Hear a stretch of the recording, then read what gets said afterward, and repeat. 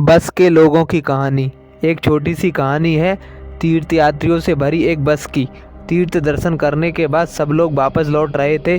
पहाड़ी रास्ता था, सुकून वाला माहौल था, भजन कीर्तन चल रहे थे और सुहाना मौसम था। सब कुछ ठीक था।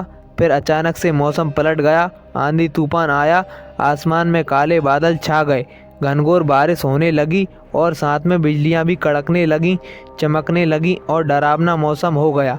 बस की थोड़ी दूरी पर एक बिजली आकर गिरी।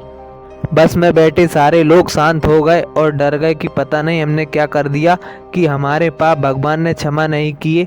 अभी तो हम सब दर्शन करके आए हैं। ड्राइवर धीरे धीरे गाड़ी को आगे बढ़ा रहा था। थोड़ी दूर जाने पर फिर से पहाड़ पर एक और बिजली गिरी। अंदर बैठे लोगों को लगा कि अब जो है सब कुछ खत्म होने की तरफ बढ़ चुका है, हमारा जीवन खत्म होने वाला है। तीर्थ दर्शन करके आए फिर भी हमारा पाप माफ नहीं हुआ, अब हम सब मरने वाले हैं। तभी ड्राइवर ने बस को साइड में लगा दिया और फिर यात्रियों की तरफ आया और कहने लगा कि मैं आप लोगों से एक बात कहना चाहता हूँ। छोटा मुंह बड़ी बात, लेकिन मुझे ऐसा लगता है कि आप सब दर्शन करके आए हैं, लेकिन आप सब में अभी भी एक ऐसा शख्स बैठा है जिसके पाप प्रभु ने क्षमा नहीं किए और आज उसका जाना तय है। अब उस एक शख्स के चक्कर में बस पर भी बिजली गिर सकती है।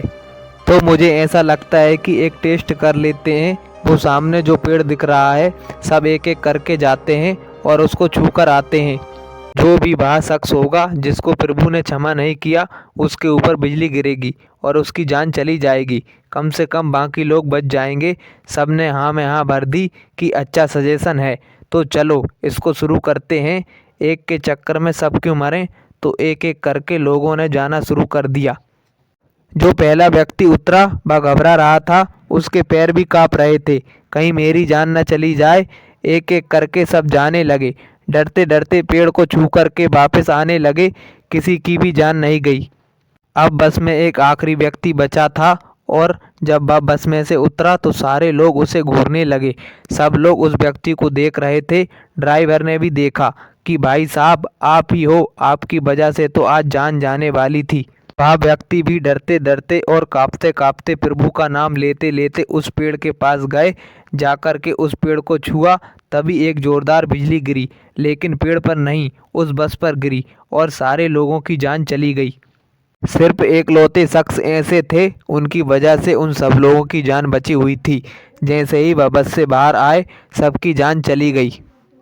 हम में से बहुत सारे लोग हमेशा आसपास के लोगों को जज कर रहे होते हैं, बुराइयां निकाल रहे होते हैं और सोच रहे होते हैं कि इनकी वजह से हमारी लाइफ ख़राब हो रही है।